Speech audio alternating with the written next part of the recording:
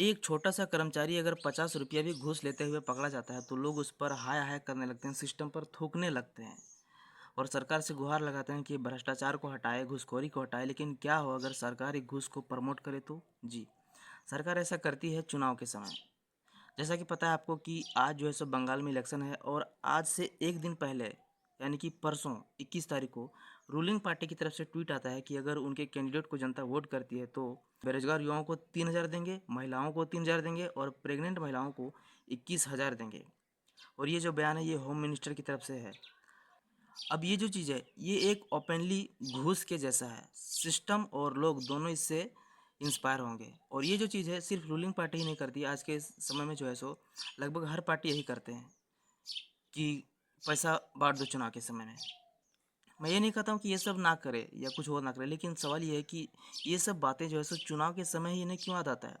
पहले अगर कोई समस्या है तो उसको उसी समय सॉल्व करिए, लेकिन ये लिस्ट डाउन करके रखते हैं ताकि एक दूसरे को टारगेट कर सकें और रेवड़ी कल्चर चला सकें। इन्हें जो है सो चुनाव के समय ही याद आता है और अब तो चुनाव के एक दिन पहले याद आने लगा है।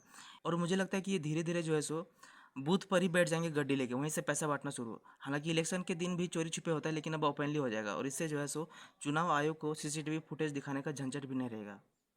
ये जो है सो डेमोक्रेसी नहीं है, मनी क्रेसी है।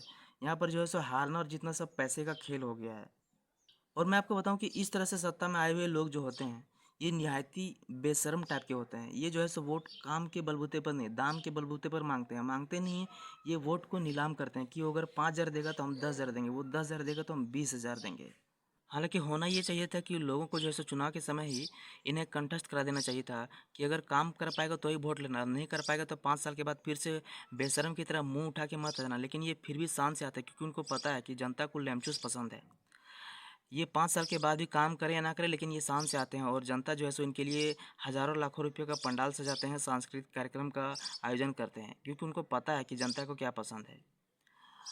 और मैं आपको बताऊँ कि इस लॉजिक से जो जीतने के बाद जो पार्टी जो सरकार बनाते हैं, जो सत्ता में आते हैं, वो जनता के प्रति जो है सो बिल्कुल भी रिस्पॉन्सिबल नहीं होते हैं, गैर जिम्मेदार होते हैं पूरे।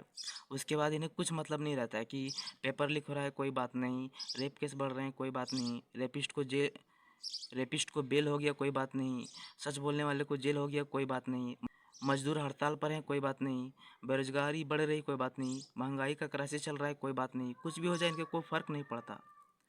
और इस लॉजिक से जीतने के बाद अगर आपको एक स्लैंग वर्ड में समझना है कि क्या मिलता है तो ये वीडियो देख लीजिए।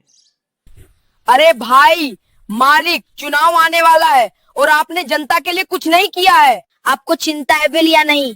ऐसे में आप चुनाव हार जाएंगे। तू सही कह रहा है। तू चिंता मत कर छोटे, मेरे पास आज एक योजना है। योजना? कैसी योजना? वही योजना जो जनता को पसंद है। कौन सी योजना साहब? भर मुट्ठा पकड़ो योजना। भरमुटा पकड़ो योजना? ये कैसा नाम है? हाँ बेटा, ये तो एक कॉमेडी स्कीम है। इसमें हम जनता को 20,000 देंगे जिससे उनके मुट्ठे भर जाएंगे और फिर जनता खुश होकर मुझे वोट देंगे और मैं जीत जाऊंगा। ये